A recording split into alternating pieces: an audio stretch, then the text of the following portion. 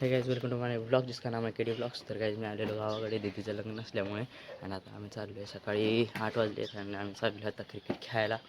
तर जाऊया बघूया ब्लॉग बघा कसं होते काय होते.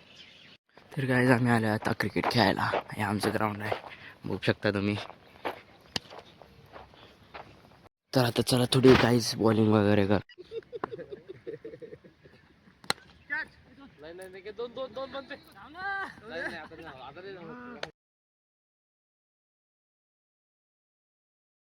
गाई ताई आज काय मेहंदी.